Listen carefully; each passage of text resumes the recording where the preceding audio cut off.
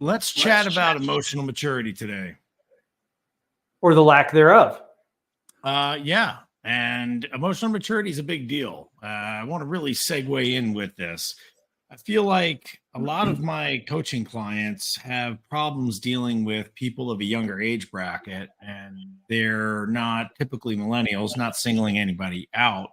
Typically, there's a disconnect between when someone who runs a company or is a superior and a person who is a subordinate and is typically 20 years younger.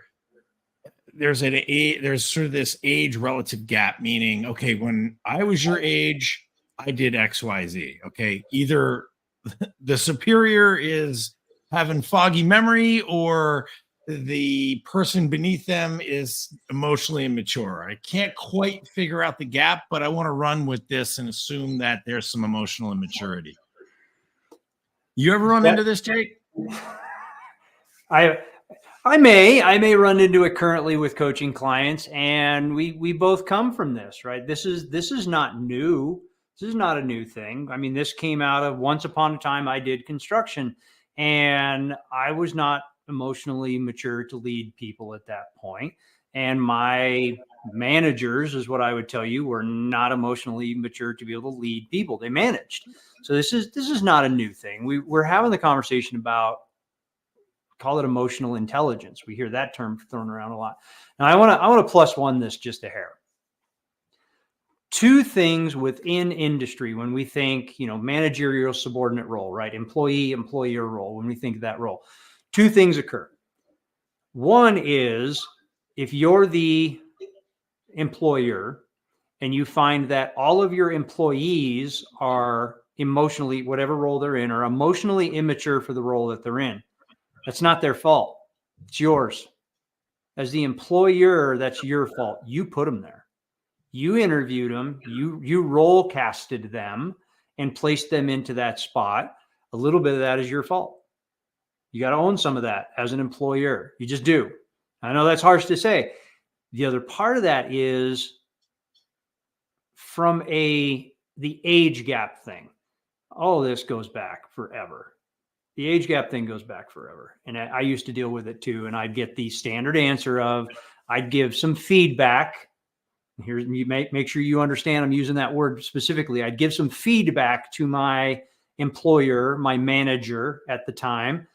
And they would give me, well, this is the way we've always done it. And I've been doing this longer than you've been alive. Like, I have heard that one. And there's nothing that got me, I would quit a job over hearing that. I just would. Two spaces there. I was not emotionally intelligent to be able to deliver feedback in such a way that it was actually feedback. It sounded like criticism. And my employer at the time was not equipped to receive feedback. Like, they didn't understand that feedback is just feedback. So, I mean, I want to play that game just a little bit, but I wanted to set that stage a little bit around, just so we all kind of understand where we're talking about. And the other part to understand is there's going to be a problem child in every age bracket, every geography, every annotation, whether it's baby boomer, Gen Z, millennial, technology native, take your demographic that you're going to name it. There's going to be a problem child in every one of those. And if you are dealing, let's say you hire as an individual, as an employer, you hire 20 millennials because they're the ones you can afford. They're the ones that are currently have a skill set that are employable. You're going to whine that millennials are the problem, but that's because the vast majority of the people that you're around are millennials. Well, you may have 8 out of those 10 that are high performers and 2 that are jackwagons. That's going to be true of everybody you hire. So just from a percentage standpoint, if you hire one wrong hire, you're going to criticize and critique the whole population. We're going to jump to those meta models of every millennial is the problem. No, they're not. Maybe that one isn't trained well. Maybe you're not leading well. So I am throwing loops all over the place for you to play today. Well, I think if the coaching thing doesn't work out, maybe you should either be a lobbyist or an employee advocate guy, because it sounds like, you're the underdog little man. Get the boot from above my head and press it off. a little bit that way, right? And I can relate to it. It's because I can relate to it because I've always come from that growth mindset. Hey, we can do things better. We can be more efficient. And when you get into some of those spaces, some people are not willing to receive that feedback. Right, but let's talk about a space you can get some feedback, okay? And that is the guild, right? So before we keep continuing this conversation, I want to bring up the guild. And this is that time of the episode where we talk about let's get some quality coaching around these topics, okay? In the guild, what we're going to do for people is we're going to unlock tools, tricks, and hacks, and program blueprints to help people really forge through this, right? To move through these problems. Us Laser Coaching, there's a ton of information back there with video tutorials, and it is a networking community of like-minded individuals who are moving through things, who are disrupting, who are literally molding their future in a rapid way that people like our audience can plug into. So Jake, tell people how to access the guild. The guild's pretty easy to access, guys. It's www.total-disruption.com is the primary place to go there and join the guild. And I've got a +1 for you today because you always know I always do that. So first of all, I forgot to congratulate you. Congratulations on being a best-selling author. Hey, thank you. Check it out. So in that upper corner over there, above Mike, you're going to see the book. You're going to see the new book that's rolling out on Amazon. Here's what we're going to do for the guild members. Here's how you join. If you're one of those, I'd like to try it out kind of people, I want to see if that's going to work for me. Cool. We hear that. Buy the book, get a free 30-day subscription. Buy the book, get a free 30-day subscription to the guild. That's how it is. You can find it on Amazon. We'll get you the link to that one. We have specific deadlines. So check out the Facebook page so that you know when the book launch is happening. It's already out. It's already a bestseller. We're super stoked. But check out the Facebook page. Check out the YouTube page. Make sure you're following us on the social channels so that you can get the latest update. Because if you want the 30-day subscription, and here's what we're doing for all our current guild members. We're playing Oprah. Everybody gets a book, right? All the current guild members are getting books. So we're super stoked about that too. But yeah, man, that's where you find the guild. That's what we're doing. And come join the conversation there. Come get coaching specifically to this. That's what we want to do for you guys. I love it. Thanks, Jake. So let me go back to this for a second. You're right. Could be a cultural thing, but let's even work our way back to the psychology of perhaps talking about the mindset of maybe the millennials. And I don't want to be assuming. It occurs to me in this current society, right? There is a level of communication where the owner of a business or somebody is getting pressure from up top. We'll call it right now an owner of a business because that's who I work with a lot of business owners. There's a pace they're trying to set. And there should be an efficiency among employees when they're at work, in the office, or on the job, that they're moving as fast as they can when they're currently plugged in. They're leaving their life behind for the time that they're in the building, in work, or in responsibility, we'll call it. And then when it's time to be done, they can put work away. Mm-hmm. There seems to be this gap. I don't know whether it's a work efficiency. I don't know what's going on, but there's a gap. Yes, you're right. It's probably up to the business owner to deal with this. But if you have a group of individuals coming in with a cultural mindset of everything's taken care of, I don't have to work as hard, super sensitivity.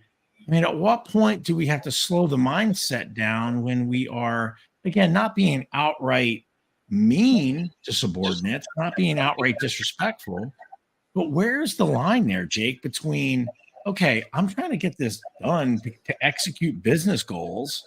I'm communicating to you in a certain style of brevity, and I expect you as the subordinate, again, coworker, employee, to move along in the conversation with me and check your feelings at the door. I'm not being derogatory. I'm not being discriminative. I'm trying to get something done. So right here, I'd like to expand this conversation and move for the rest of the show sort of in this direction and get your take on that. Where do you come out with that, Mr. Employee Advocate? Yeah. So Mike, you're right. It's a cultural thing. It's totally a cultural thing. Absolutely true. there's an older book. I don't know if you remember. It's called the E-Myth. I think it's called E-Myth methodology is what it's called. E-Myth methodology. I'm writing that down. Yeah. So I got to look at that one up again. But there was this book specifically, and I bring this one up just from a conceptual standpoint because not everybody is designed to be an entrepreneur. But like the E-Myth was all about how do you be this ultimate entrepreneur? How do you be this person? And so many people believed it was true, but it's not for everybody. So the exact same thing is true when it comes to subordinate, to employee. And you're right. When we come in as an employee mentality and we walk in the door as an employee mentality, we have to get rid of the, I'm going to be very cautious with my words here. Entitlement. I'm not being very cautious. We have to get rid of the entitlement mentality as an employee. Like if you roll into McDonald's and your job is fry cook guy, it's your job. I'm taking some notes on this actually. Yeah, that's your job. You have got to put entitlement away. You've got to earn the right. You got to earn the right, and you got to ask permission. So I mean, as an employee, yes, I advocate for the bottom tier because everybody's scrapping and struggling and they want to be more and they want to do more, but you still got to shovel the shit. Like somebody's got to do it, man. Somebody's got to start there day one. It has to happen. If that's the job you took, that's the job you do. Plain and simple. Now, as a leader, and I use these words differently, and they're not interchangeable. There's managers, there's leaders. There's employers, there's leaders. They're not the same people. They're not. Okay. So we've got to be cautious with that. So when we think of ourselves as a leader, how do we show up? And this is where we tend to see the guys doing this constantly, right? We get these employees that come in that have an entitlement attitude. I believe I'm destined for more things. It's a belief. It's okay, right? We're told from children, you can be anything you want to be when you grow up. Some of us carry it through our whole lives, and that's okay. So we come in with this entitlement. I'm more than this. And yet I accepted a role that's the shoveler. Cool. I accepted that. I have to just know that I'm going to do this for X amount of time. This is what it takes for me to climb this ladder in a very conventional methodology. We've got to know it. We can't just come in and go, okay, I signed up at the shoveler, but I think I know more than everybody else. You got to be careful with that. Like it's just not where it is. So as a leader, if we're going to show up this way, we got to understand that because of the cultural division, I don't want to say diversity, cultural division between age gaps right now, that entitlement mentality exists. We got to know it does. It does. It exists. It's a thing. It's real. It's tangible. I mean, you can damn near touch it. We got to understand it's there. So how do we deal with it as a leader? How are we showing up as a leader to deal with that? Because what we know happens, think of your employees as children. If you just tell them, clean your room, what are they going to say? Well, I don't want it. They're going to fight you on it instead of, hey, what would it be like if you lived in like your room was just amazing? Wouldn't your friends be happy to come over? Yeah, I guess they would. They might have a different, it's how we lead them. It's how we show up. If we know we're going to work, and I know we're using the word millennial a lot today, but now we're not picking on them. We're just using it as an example. If you are going to hire millennials because they're the demographic that is employable, they have the skill set that you're looking for, and they're affordable to be able to do so, you got to know you can't show up the same way that you would for a Gen Z or a Gen X or a baby boomer. You've got to show up different as a leader for them than you would for other people. I mean, here's an extreme example. If you're a drill sergeant, if your job was to be a drill sergeant your whole life and you are a command authority kind of individual, millennials are not going to respond to that by and large. They're just not accustomed to it. So we've got to show up differently as leaders. We just have to. It's just not a choice. Okay. I get it. Yeah. So that's a piece. So how do we coach around this? Is the question. What's the solve? What's the solution?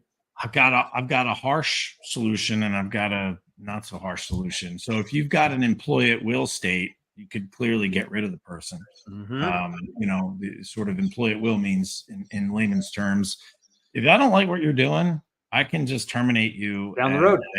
Have a nice job, day, life. somewhere else. Mhm. The other is, have a series of culture meetings, where I call them culture meetings, where an internal dialogue is established and a set of rules is established. And Mhm. typically, again, this is not business advice. This is business idea. So you have to consult an attorney. You'd have to consult a couple different professionals before employing this. But those of you that own businesses out there, culture meeting where you set expectations, you set terms of communication, and then you say, okay, each period I'm going to review and we're going to talk about this if we absolutely need to. If we don't need to talk about this, we're not going to have that meeting, because every hour spent internally is another hour wasted externally. So, Mhm. for example, if you're in the apartment leasing business, or if you're in the retail space leasing business, and you have a person in your employ that is not performing up to task, and your job is to fill apartments, their job is to fill one apartment building, your job is to run all 10 of your properties, Mhm. you're taking an hour to deal with the one person and neglecting your other position. However, if you can really quantify, which is really hard to do, and figure out a system where by meeting that one person, you're actually minimizing your external headaches at this property that you have to keep looping back around, therein lies a value add to meeting with that person, or meeting with all the people that run your building regularly. So there's another idea. I'm just using real estate as an example because Mhm. it's a really easy uh, um, formula, really easy industry to talk about this. You can do it with retail, you can do it with anywhere else. And Yeah. then And you overall, hit the go ahead. point, Mike. You Yeah, said it. You said what if it's at 1 in 10 employees, and like I don't want to glaze over that.